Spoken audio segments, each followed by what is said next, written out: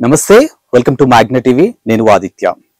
నిత్యం ఏదో ఒక అంశంలో భాగంగా కాంట్రవర్సీలో ఉండే జ్యోతిష్యులు ఎవరైనా ఉన్నారు అంటే అన్డౌటెడ్లీ అందరూ చెప్పే పేరు ఒకటే, వేణుస్వామి.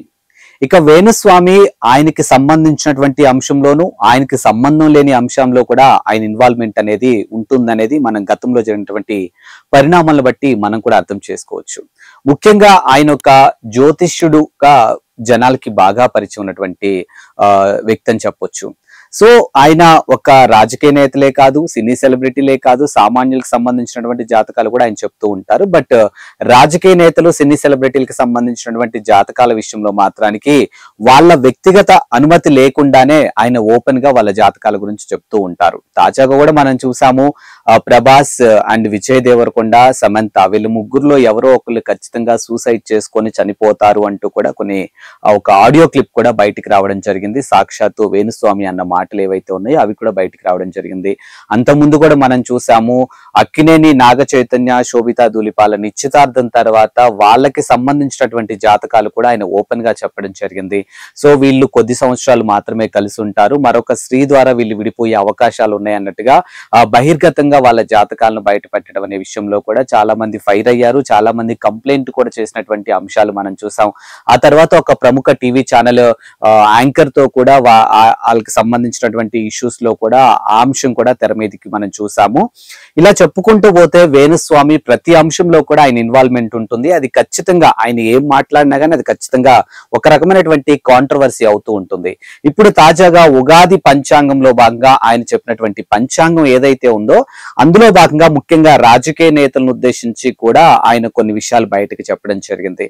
ఇప్పుడు ఆ విషయాలు సోషల్ మీడియా వేదికగా వైరల్ అవుతున్నట్టు మనం చూస్తూనే ఉన్నాం. మరి ఆయన ఏం చెప్పారు ఏంటి అనేది దానికి సంబంధించినటువంటి డీటెయిల్స్ ఒక్కసారి చూసినట్లయితే, జనరల్ గా మనకి ఉగాది అనగానే తెలుగు వాళ్ళకి మనకు ముందుగా గుర్తొచ్చేది ఉగాది పచ్చడి, అలాగే పంచాంగ శ్రవణం కూడా మనకు గుర్తొస్తూ ఉంది. సో అసలు ఈసారి వస్తుంది విశ్వావసు నామ సంవత్సరంలో జాతకం ఎలా ఉంటుంది ఏంటి అని ఒక ప్రముఖ జ్యోతిషుల్ని ఒక ఛానల్ వాళ్ళు పిలిపించి ఆ జాతకాలు ఎలా ఉన్నాయి, అసలు పంచాంగ శ్రవణం గురించి చెప్పించడం జరిగింది. సో దానికి సంబంధించి డీటెయిల్స్ కూడా ఆయన చెప్పడం జరిగింది అనమాట. సో సంవత్సరాల పేర్లకు వాటి వల్ల వచ్చే జాతక ఫలాలు సంబంధం ఉండదు అన్నట్టుగా ఆయన చెప్పడం జరిగింది. గత 10 ఏళ్లలో సంచలనాన్ని నమోదు చేసినటువంటి అంశాల గురించి కూడా ఆయన మాట్లాడడం జరిగింది. అలాగే 2019 డిసెంబర్లో వచ్చినటువంటి ఏదైతే షష్టగ్రహ కూటమి మకర రాశిలో ఏర్పడి కరోనా వ్యాధిని వ్యాప్తి చేసేలా చేసింది అన్నట్టుగా ఆయన చెప్పడం జరిగింది. అలాగే ఈ ఏడాది మార్చి 30న ఉగాది నాడే షష్టగ్రహ కూటమి మీనరాశిలో ఏర్పడుతుంది. ఇక దీని వల్ల ఏం జరగబోతుందంటే, ఈ ఏడాది అధిపతి అయినటువంటి రవి అంటే సూర్యుడు, రవి ప్రపంచాన్ని శాసిస్తాడు, ఇక పేరు ప్రఖ్యాతులు ఇస్తాడు, ఇక రాజ్యానికి రాజకీయానికి అధిపతి అవుతాడు అన్నట్టుగా ఆయన చెప్పడం జరిగింది.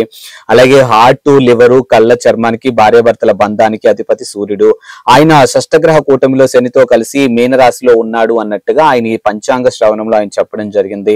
మరోవైపు సూర్యుడు ప్రభావితం అవుతాడు. ఇక 3 గ్రహాల కుజుడు, గురువు, కేతు మినహా మిగిలిన గ్రహాలన్నీ మీనరాశిలో బంధించే ఉన్నాయి. ఇక రాజ్యాలకు సంబంధించినటువంటి దేశాలకు, రాష్ట్రాలకు సంబంధిత యుద్ధ వాతావరణం ఏర్పడుతుంది అన్నట్టుగా ఆయన చెప్పాడు. అంటే ఎట్ రైట్ నో మనకి ఇక్కడ రాజులు అంటే ఎవరు, మనం ఇక్కడ చూసుకుంటే మన రాష్ట్రాలకు సంబంధించినటువంటి సీఎంలు, ఇక కేంద్రంలో ఉన్నటువంటి ప్రధాని, సో వివిధ దేశాల్లో ఉన్నటువంటి అధ్యక్షులు. సో దేశాల సాంప్రదాయాలను బట్టి వారికి ఆరోగ్య సమస్యలు ఏర్పడతాయి అన్నట్టుగా ఆయన చెప్పడం జరిగింది. పదవి నుంచి దిగిపోయే అవకాశాలు కూడా ఉన్నాయన్నట్టుగా రాజకీయాలకు సంబంధించి ఆయన ఈ పంచాంగ శ్రవణం ద్వారా వెల్లడించారు. బట్ ఎవరి పదవులు పోతాయి ఏంటి, ఎవరు పదవుల్లోంచి దిగిపోతారు అనే విషయాలను మాత్రానికి ఆయన బయట పెట్టలేదు. బట్ మొత్తానికైతే ఆయన చెప్పినటువంటి పంచాంగ శ్రవణం ఏదైతే ఉందో ఆ పంచాంగ శ్రవణంలో మాత్రానికి ఆ రాజులకి మధ్య యుద్ధాలు ఏర్పడే అవకాశం ఉందన్నట్టుగా చెప్పాడు. సో ఈ కాలంలో రాజులు ఉన్నారు కాబట్టి డెఫినెట్ గా రాష్ట్రాలకి సంబంధించి సీఎంలు ఉంటారు, అలాగే కేంద్రానికి సంబంధించి